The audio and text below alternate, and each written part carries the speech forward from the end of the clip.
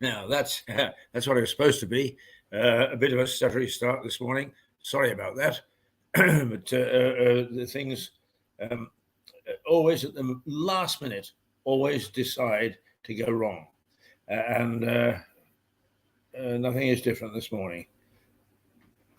So we have to just put up with it, I'm afraid.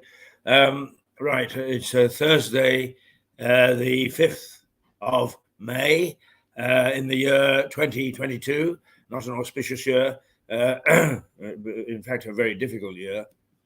But nonetheless, we look forward with hope, do we not? Yes, we do. Let's look. Right, the 5th of May is a local election day for most of the country, not for Lewis and District. We are alternate years for some reason. We got another 2 years to go of the present lot, and and then we get our chance to see whether we want to change them or not. Almost in keeping with the national election, national vote. So basically, let's settle down. We looks as if we're going to have a very decent day, a very nice day out there. The temperature improving a little, the wind dropping a little, and the chance of rain. Well, it's there, but it's not serious. All right. Let's collect our breath by just taking a quick look at this wonderful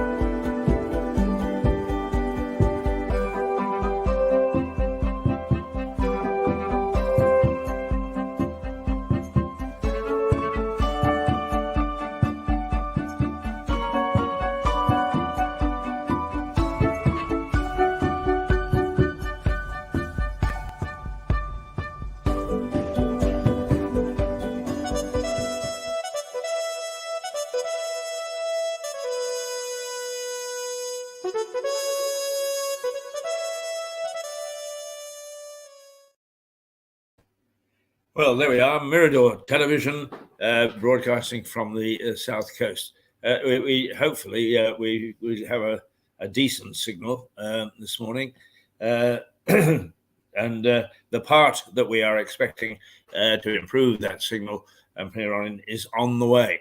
We are assured we should have it, if not tomorrow, then we should have it ready for broadcast on Monday.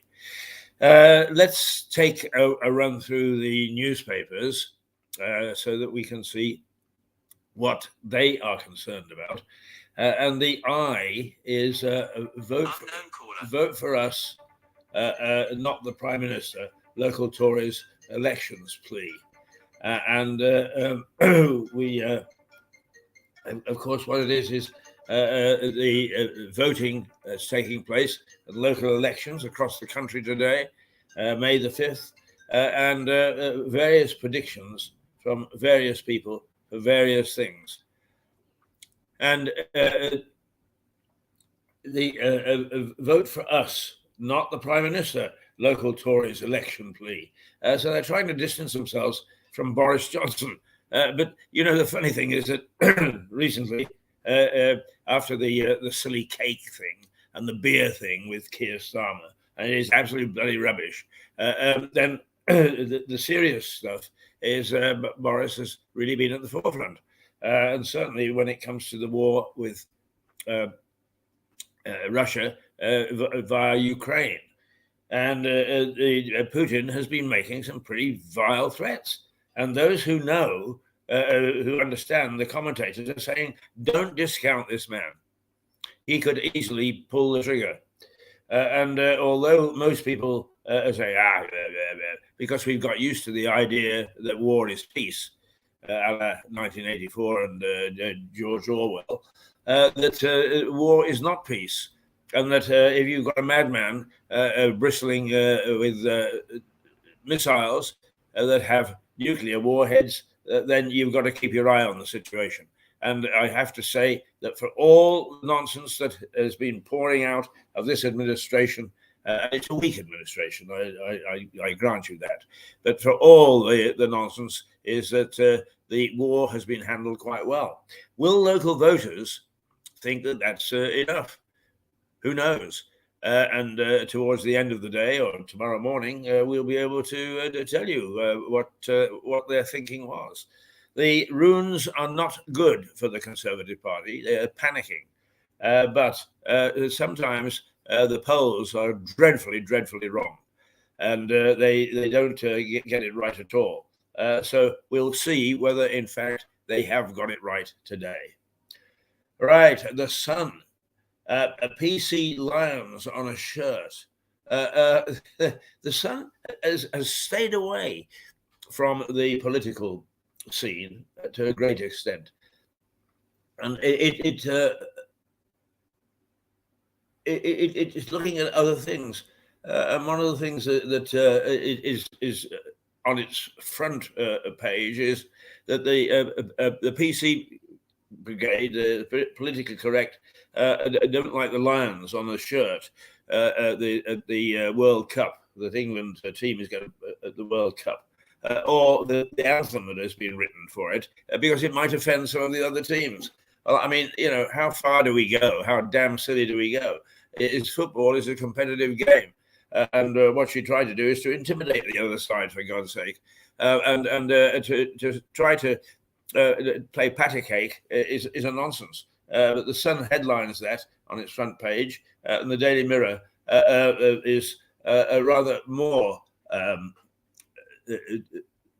upsetting, I suppose, is that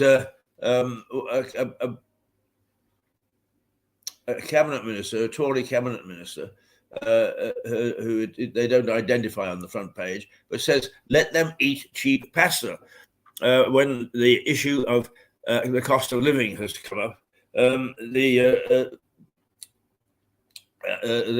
minister has said, to heck with it. What we've got to do. Environment Secretary George Eustice is saying campaigners say his remarks are patronising. Let them eat cheap pasta. Shades of Marie Antoinette, let them eat cake. When they've been told that there's no bread, let them eat cake. And in many ways, the same thing is here. Let them eat cheap pasta. The only thing is, is that there's a certain element of truth in what he says, because we have got used to being able to pick and choose a wide variety of expensive foods, and now suddenly we can't anymore. So instead of something from, let's say, Waitrose, you might have to go for something from Aldi. Is there a great deal of difference? Only the price, generally speaking. If we have to cut our cloth to suit our budget, then that's what we're going to have to do, all of us. So when he says, let them eat cheap pasta, he's probably saying what is the reality, even if some people find that offensive. Sad, really. Sad. Right, okay, the Star has followed up on that. Let them eat value brand cake. Top tips for survival. The Tory minister says, George Eustice suggesting people buy budget food to help survive the cost of living crisis. Well, it makes bloody sense to me. But no, we can't have it. We got so fat and sassy before lockdown that now we can't take simple foods and use them because that's what we can afford. we've got to have all this fancy stuff that we've been used to getting when interest rates and money was easy and so on. Well, it's not anymore. It looks as if inflation is going to hit double digits. The cost of living is rising exponentially. And I hate that word exponentially because I don't really know what it means. But so neither do you probably. But it is sensible to cut your cloth to your budget. And if that means cutting out some of the stuff that you've been used to having, so be it. But that is life for the next couple of years. So get used to it. All this pouncing around is quite different. And we really have to make sure that we survive. Okay. What our society has managed to do during the so-called wealthy period is to create a divide between the haves and the have-nots. And the haves have been used to having at any cost. It doesn't matter. 2 cars, house worth millions, food that is exotic, restaurants that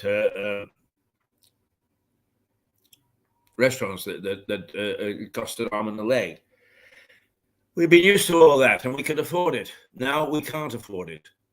And there's a big hole being blown in the gold-plated pensions, for instance, according to the Mirror yesterday. So we've got to cut our tastes to what our purse can afford. And if he said it a little cack-handedly, so he said it. But actually, slagging off the guy doesn't seem to me to address the issue which we're all going to have to face, and that is things are more expensive. We're going to have to pay for them, but the increase in wages is not going to come, and growth is not going to come. We are going to be the slowest growing country in Europe. Right. So if he's called a spade a shovel, tough.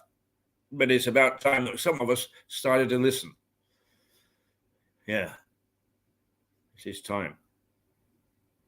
It is time. Some of us should be listening. So there.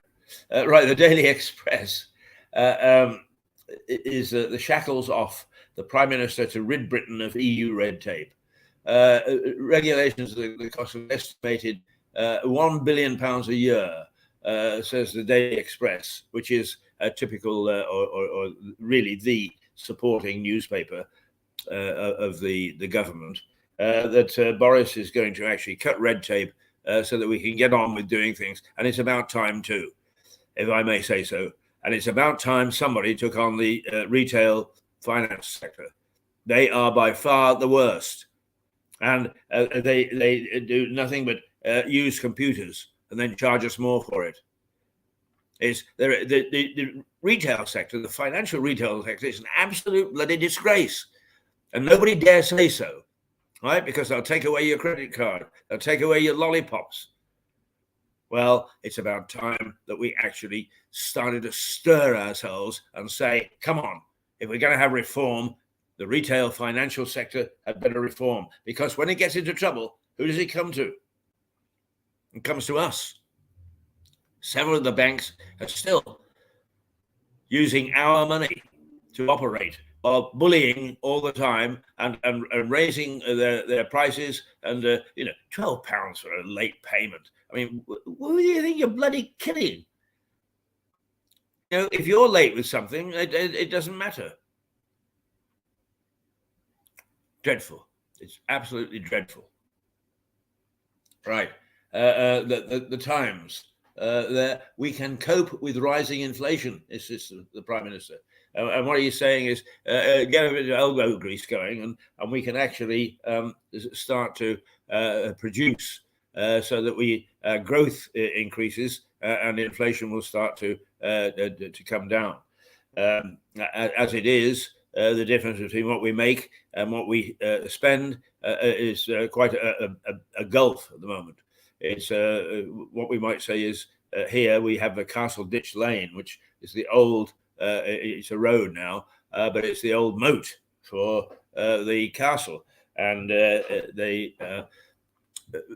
what we should be doing is saying to ourselves, how do we actually overcome the challenge of getting across it and into the castle? Well, it's what we've got to do is to start to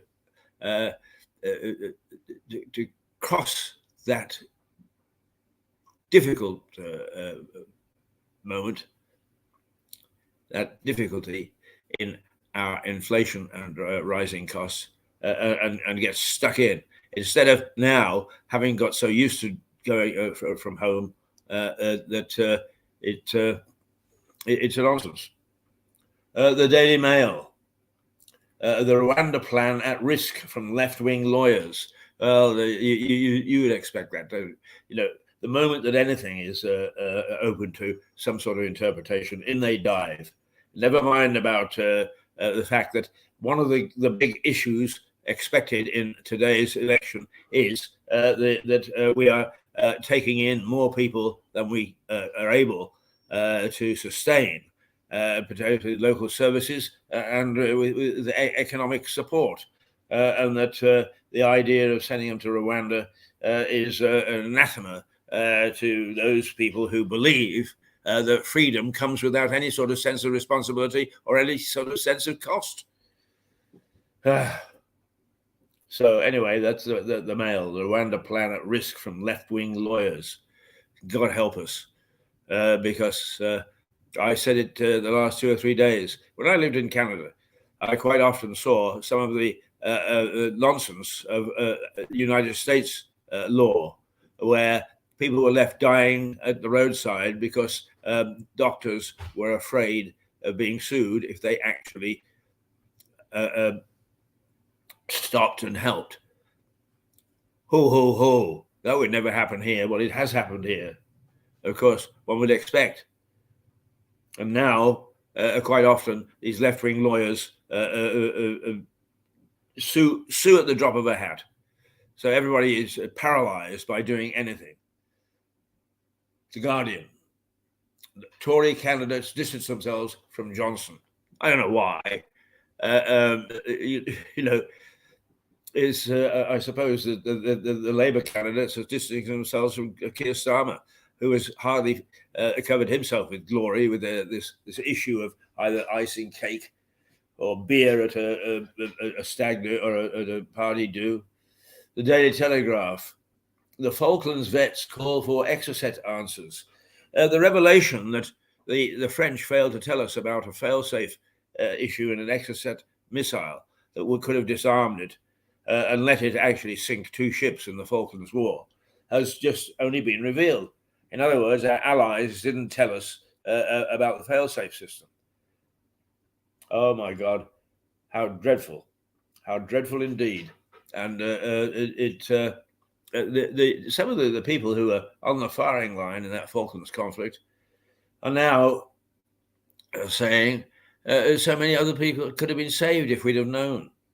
But these alliances are so tenuous. It's silly. The Independent. Johnson faces a revolt from grassroots conservatives. Okay, it's bound to say that.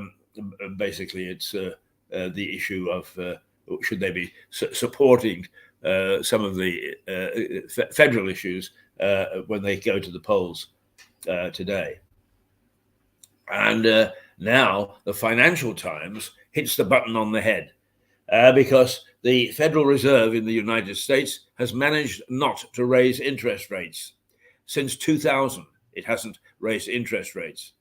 And now it's had to boost by 0.5 percentage point its interest rate. So in other words, inflation is heading towards the United States, or at least a recognition of it is heading towards the United States, just the same as it is here. And it's got similar consequences. Cost of living, rising, to some extent, not the substantial growth that it anticipated. And the metro, the hand of Wad, good old metro, it's wandered away from all sorts of things today. And what it's saying is that the famous shirt in the World Cup, when we were denied victory by Argentina because of Maradona's hand, where he pushed the ball into the goal with his hand, is now on sale, and it's going to go for 7-point-something million. Oh my God! How strange some of the things are that we have to face. Well, that's a roundup of the day's headlines on the newspapers.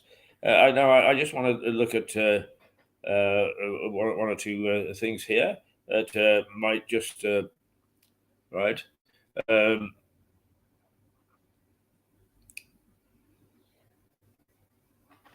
Yeah, well, not a brilliant picture this morning, but not bad either.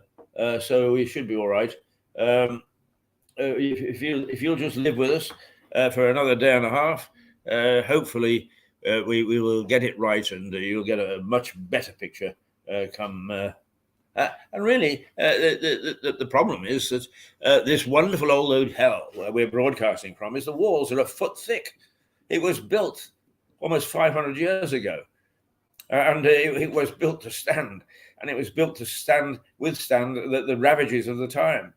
So modern technology with internet and broadband and that sort of thing is finding that it is resisting. It's got resistance from old buildings like this. And so we have to find a way around, and I think that we have, which we can put in next week. Oh, right. Okay. What's the time? Oh, it's 8:56. Goodness gracious me. We were a couple of minutes late on the air this morning because of one or two little flaws in the system. But yeah, come on. What we'll do is we'll take our nice little break in Southover Grange Park.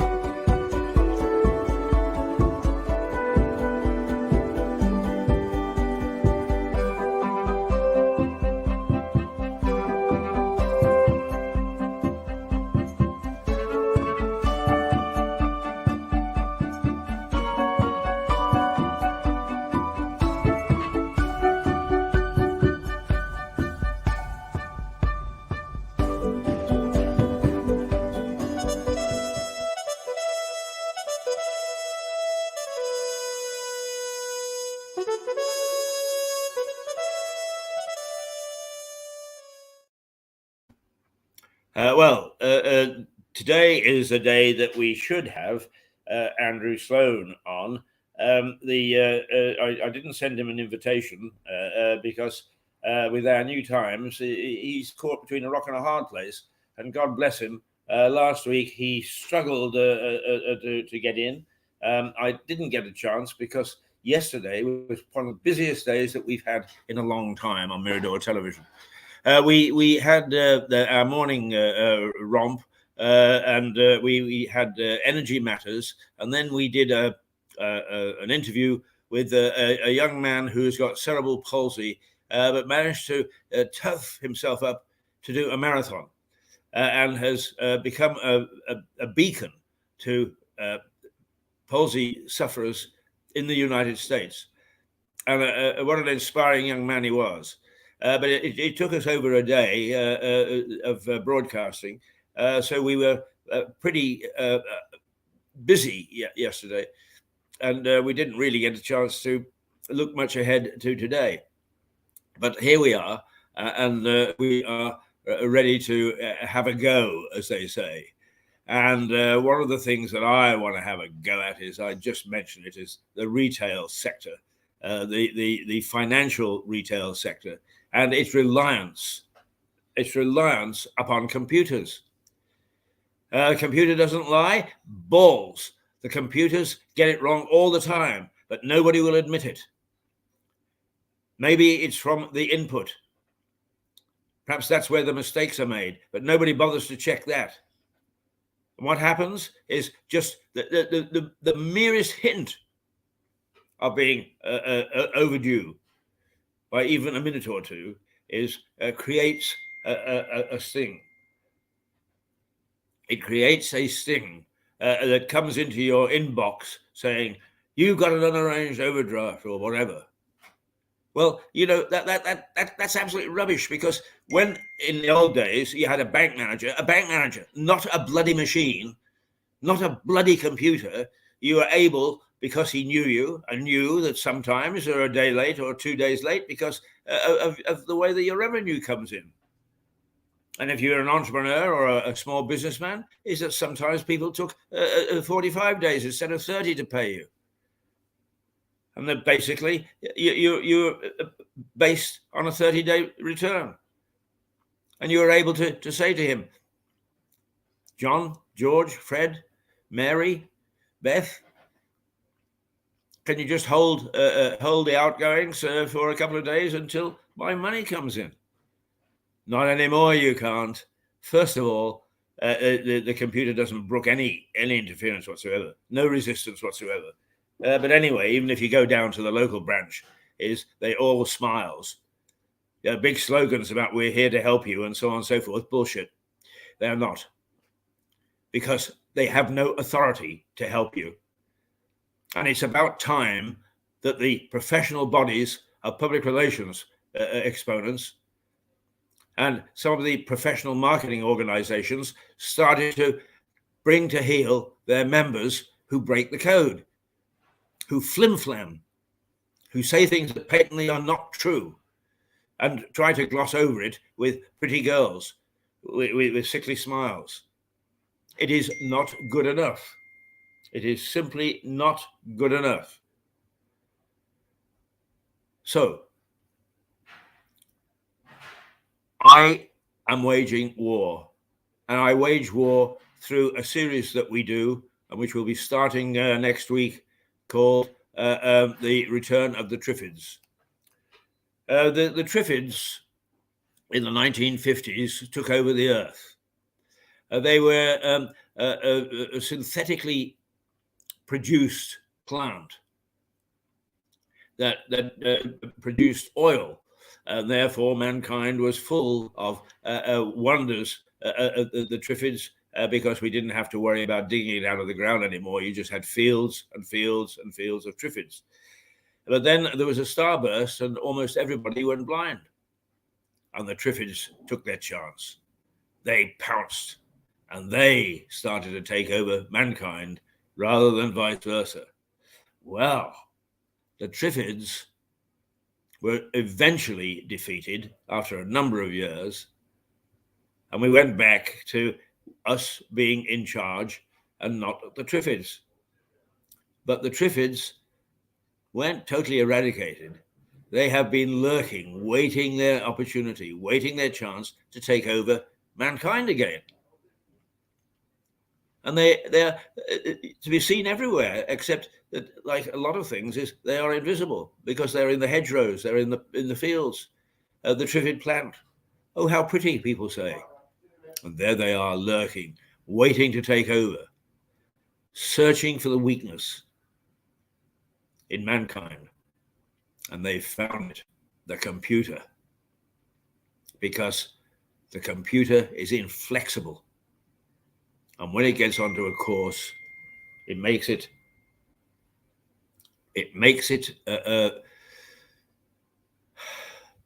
unable to steer its own destiny. It makes it unable to have the flexibility that is needed in a free economy.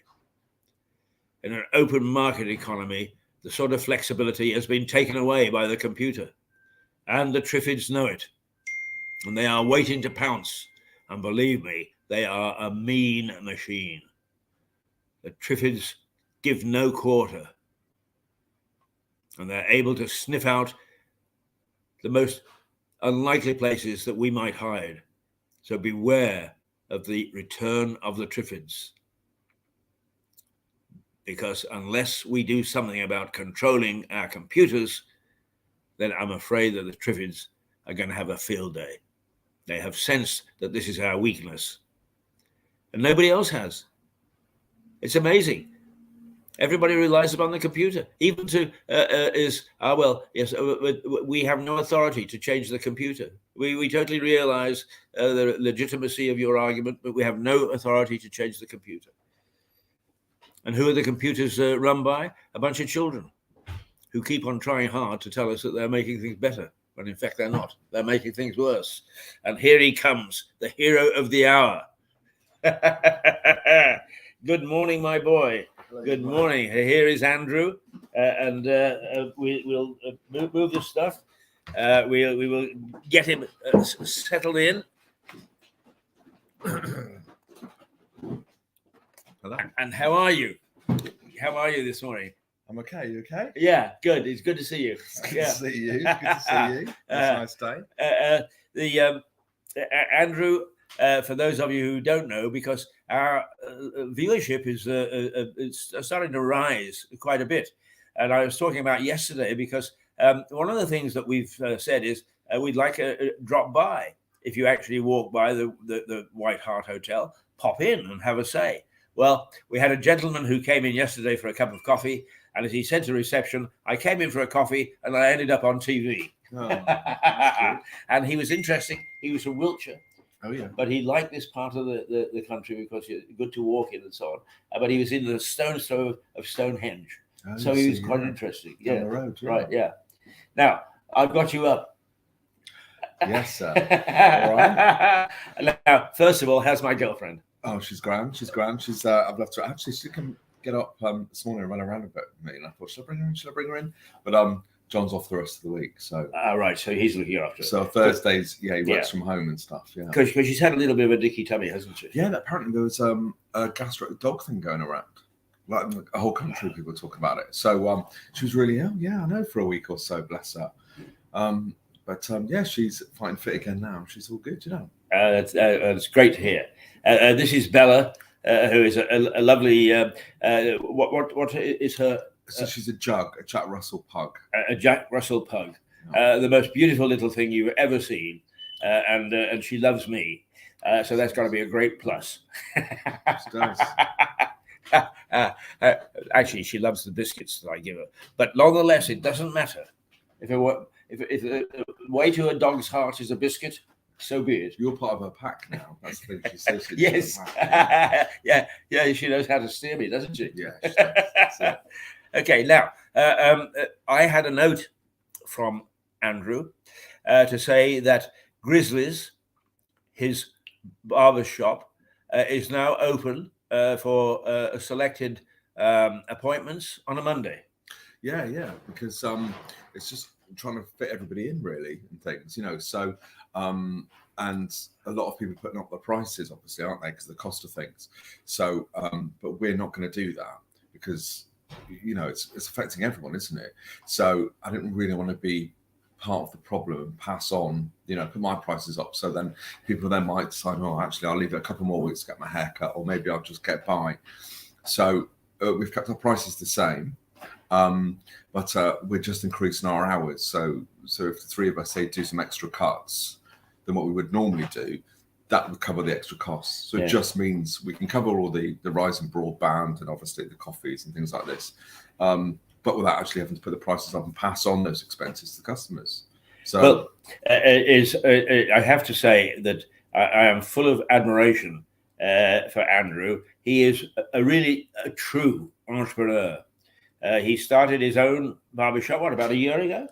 Yeah, it was after lockdown. We opened the day after lockdown ended, April the 12th. Yeah, right. 21. So just a little over a year. And he's grown it to the point where now even a favoured customer like me has to get in a request 6 months in advance to get my hair done. He's so busy. Yeah, it's quite annoying. Quite a lot of our regulars now are sort of set up a booking thing, automatic booking things. So they're coming every 2 weeks or every 4 weeks or every 5 weeks, whatever. 6 weeks is too long, really. But yeah, so it's quite cute because then so every other Saturday it can be the first 6 clients are the same people one after the other every week. So it's like a rolling thing. It's good because then they know it's booked in. They don't have to worry. We know who's in, and then we can move other people around or other walk-ins come in. It does get a bit annoying if people walk in and you have to say, well, we can do you in sort of 2 hours time, really, but make an appointment. But some people come in and have a coffee and or a beer and just wait and stuff, or people just come back later or book an appointment. Works really well, actually. Now, I've just been ranting and raving about the banks and that somebody's got to kick them in the ass and get them moving to move with the times because they move with the computer. But Andrew's shop moves with the times. He has made it a social centre. And if you go in and you're not going to have your hair cut, you're not booted out. You're made to feel welcome. You're often offered a Jack Daniels. But certainly very, very convivial atmosphere, a lovely conversation with not only Andrew and his team, but it was Ollie and Nick, isn't it? Ollie and Nick, yeah. But also with some of his clients who are first-class people of great interest and so on. We are really lucky, yeah. We've got some lovely clients. Well, it built as an entrepreneur. And I'm happy to say that it is thriving. It is showing the way. This is the way that instead of moaning about how the high street is losing its clientele, it should start to take a leaf out of Andrew's book. Because to me, if you want to use the broad word marketing, this is a gentleman that knows what it's all about. And I'm not saying that because he's sitting next to me and he's bigger than I am, or that he's threatening. But it really is an eye-opener. It is an eye-opener in the way that this little barbershop is taking, to me, the market by storm. Well, it's needed, isn't it? It's community. It's needed. It's connectivity. That's it. People seem to be responding to a sense of is it a sense of community that all the clients feel part of, like they're always welcome. It's one of the clients said the other day, both me and Ollie were both doing clients, and when I was doing it was a new chap, and he was saying, "Oh, how long have you all been friends then?" And I said, "Well, we're not. We're obviously me and Ollie work together, but it's just a client." So he said, "Oh, I just thought you were all friends and we're doing each other's hair and stuff."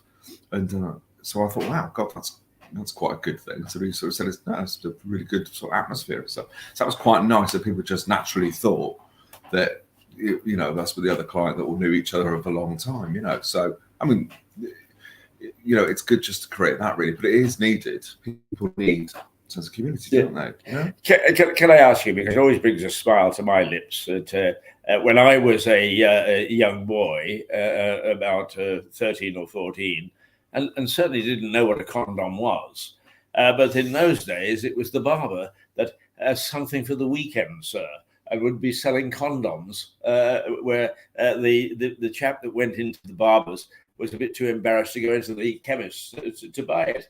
But I mean, as a barber, as a professional in the hairdressing business, do you look back at those times and think, how strange, how odd that you should be doing that? No, it's because when I started because I had a Saturday job when I was 15, and so I learned from the guys who were older from me, but it was very much of a male environment, a safe male environment, like the old pubs used to be, like Billy Connolly says in Glasgow, the old snugs, and it was all working men's clubs, and so it was a place where men felt safe, and that still happens now. So fellas, clients who offload to us and talk to us, it can get very deep very quickly, and talk about all sorts of things really, because it's a safe environment for them.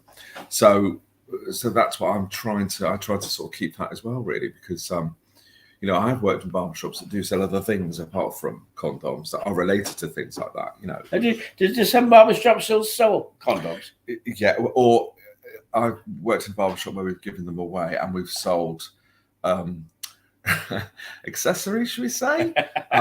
Certain things that maybe can enhance things, experiences, a couple of items, and generally you know, a lot of the builders and a lot of the fellas used to buy them, you know, on a Friday night and stuff, you know, and they'd have a beer and they'd buy some, you know, sex things. enhancers. Yeah, you know, that's it, you know. Oh, So it's yeah. like, but like you said, you know, it's going into a pharmacy or going into a chemist or going, you know, I know you can buy Viagra and Asda now, but with the pharmacy, but it's still that where if you've built a relationship up or you have a relationship with your barber where you've both, I mean, I'm an open book anyway. Nothing phases me. I'll talk about anything. I don't suffer from shame or embarrassment. So it's not like they're offloaded to me. I generally talk quite openly with my clients. So there's a trust thing going on. There's a safe thing.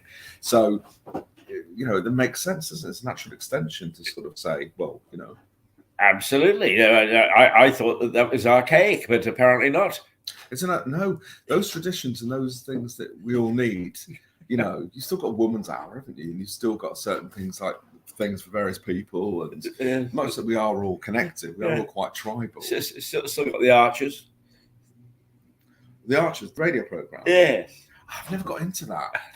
Yeah, the theme music always used to give me anxiety. So I've never got into the Archers. It's all very Radio 4, isn't it? Very clear. Yes. But I mean, it is there today, and there are people that absolutely sold on listening to the Archers. Everything has to stop for the Archers, and it was well. I can remember it as a little boy. I can remember my grandmother listening to it. So it has been going for a long time. Well, don't you think there's something in us we like tradition, we like keeping things, you know, like the royal family thing and all that stuff, isn't it? There is a part of tradition that we all like the fireworks, you know, there's something we're all connected, because is it that it connects us to other people? So is that what it is? That certain people you can say, you know, oh, do you listen to that? Oh, do you watch this? Have you seen this? The water cooler. Maybe there's something in that where we all, certain things connect us. So it's the connection that we like. Right. So because then you can go, oh, what about this and what about that? Yes. So people will listen to the Archers, or it just reminds me of a nicer, safer times. Yes. Well, actually, you know, it's interesting what you say, because I can remember when I was, say, 14 or 15, being in school, and an English teacher, and I remember his name, Archie Hollis, and Archie said, you know, when the kettle in Doris Archer's kitchen goes, half the country say, that sounds just like my kettle. Oh, yeah. So the connectivity that you were talking about is very much there. So we recognize, so we see, it's the thing, isn't it, that we see ourselves in other people. It's like when people if one gets wound up with someone else's behavior, it's because it reflects back to you. So it's little triggers like that. There's certain things that we recognize or we look for similarities, isn't it? It's like if you go abroad, you recognize certain things, or then that makes you feel a bit more comfortable. So we all look for certain recognitions, don't we? You know? Right. Maybe it's a bit of that. That's right. You're quite right. Okay, now it is 9:15 already. Is it? Yes, it's 9:17, in fact. So not in Lewes, because for some peculiar reason that I've never fathomed out, is we actually do alternate years for local elections. So we're only 2 years into our elections, but the rest of the country and Northern Ireland and Scotland and the devolved governments all go to the polls today. Now, it is difficult when you're not going to the polls yourself to get terribly excited about the rest of the country. But have you had any sort of feel for what may be going on in people's minds? No, I had an email from Lloyd Blumcrack, so-and-so, who's the Kemp Town MP Labour, yesterday, because when we used to live, when I was in the Marine, I think we were Rottingdean, but we're Kemp Town now. But a lot of people, even a police officer I was talking to yesterday, actually, no one's really watching or listening to the news anymore. So people are just trying to get through this time, I think. So things aren't really coming up in conversation. A lot of customers are saying the same, because I've said that for a couple of weeks, that we don't have the news on anymore in the shop because it's too grim. Yeah, and it just makes people spiral. So and a lot of customers are saying the same thing. I don't know. So it's quite nice, sort of. Occasionally, you'll go, "What is happening?" Because we don't listen to the news. I listened to a podcast earlier. They were talking about the whole elections and stuff like this. But I just think, isn't it once again? Doesn't matter what they'll still get in and they'll still get away with it, and all this stuff still happens. So what's the point? That seems to be the, But like we've said before, I'm sorry, go on. No. I was just going to make the point that you're making. Is that the quality of a politician that we've got now very poor? Yeah, apparently there are some. She's a shadow chancellor, and apparently she's a bit robotic and stuff when she talks. But behind the scenes, she's hilarious. Apparently, so they've sort of advised her you need to show a bit more of your personality, because obviously Keir Starmer is. Yeah, I don't like him, but I just think, what's the difference between any of them? Isn't that what most people? Well, most people, also a lot of my customers who are very different, lots of big bandwidth, different economic and what they do for jobs and stuff like that. But they all sort of seem to see the same thing, really, that who would you choose from? We don't know who the goodies and the baddies are anymore, do we, really? We don't believe any of them. So what's the point, actually? Absolutely. But it is interesting that when you think about it, is somebody says, I'd like to go into politics. Well, you can't just go into politics. You have to get involved with the party. And then you have to go through all their structure before you get anywhere near to getting a nomination. Far left or far right of that party? Where do you fall on that bit with that policy and that? Because we're all mixy matches of a lot of things, aren't we, generally? Absolutely. Apart from, and then down at the very local level, I have this on good authority, and I'm not going to say where that authority came from, but most people know that I know town councillors quite well, many of them, is that a number they get elected because they want somebody to say, councillor or whatever, and to recognise them for their position, and yet they quite often don't turn up to council meetings. They don't vote. They don't pay too much attention to their constituents. So our whole system, and Boris said this, but then somebody else the other day reiterated it, is not fit for purpose.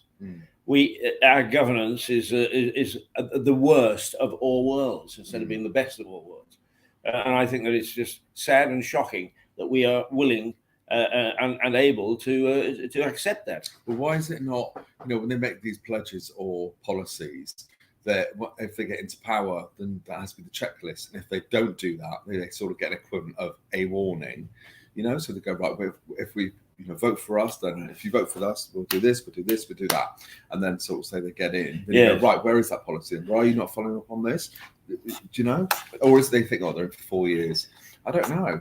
Well, of course, the trouble is that we've managed to get a system which is only responsible to itself, because the House of Commons is the most powerful of our units in governance. It is the most powerful. And as we know, with MPs' expenses, when you ask it to monitor itself, it finds every reason not to do so. And nobody can hold it to account. Well, it's the spending, didn't they? There used to be an internal thing that investigated the spending. It's a great documentary. It's on YouTube. It's what's happened to Britain's billions, and it says all that. Jack Peretti chases all the certain councils they've overspent. I think it's like Essex Council spent, or some council spent, 16 grand on a sort of virtual receptionist instead of like a signpost saying press this button, and all that sort of stuff. So there's people who chase up that money, but that is available there for everybody to investigate. Yeah. Who's got that time? Well, it's also the same old laughter. How many council officials or workers does it take to change a light bulb?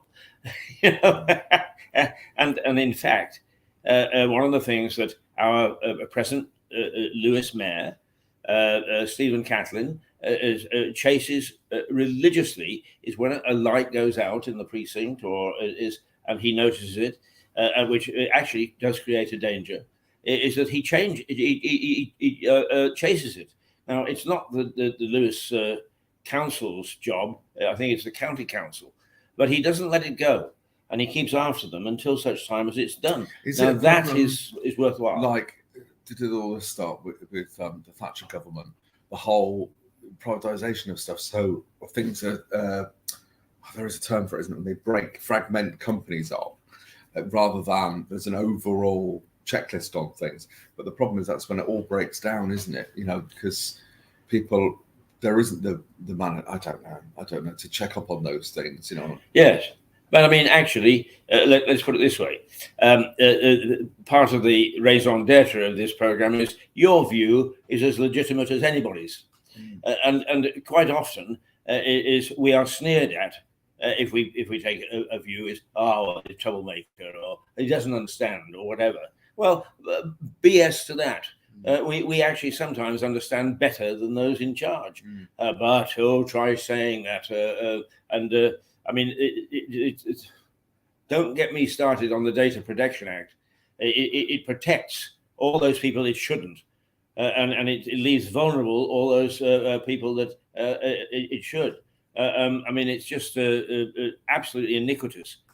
Can you get anybody to say, "Oh, no"? We all open up a page on the internet, and there it is. Click this if you agree to. Yeah. I mean, it's absolute rubbish, absolute nonsense, and nobody questions it. Yeah. Nobody questions it. I've started not clicking on those. Well, I the think page still comes up. Yeah, absolutely. So you don't have to.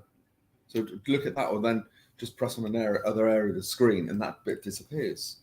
Absolutely. Now, it is 9:25. Would you believe? 5 minutes from the witching hour. And I want to know what's the on the cards, because I shall drop by my favourite barber shop today to say hello. And now, what's a good time where I don't actually take you away from some of your customers? I think I'm fully booked until 2. Well, that's excellent, isn't it? Yeah. So sometime between 2 and 4. Right. Something okay. like that. It might be a window. Right. Well, I mean, I'll stick my nose in anyway. You know very well that you don't have to break off for me, and it's always a pleasure to come in. But in other words, a very heavy day. Pretty heavy day.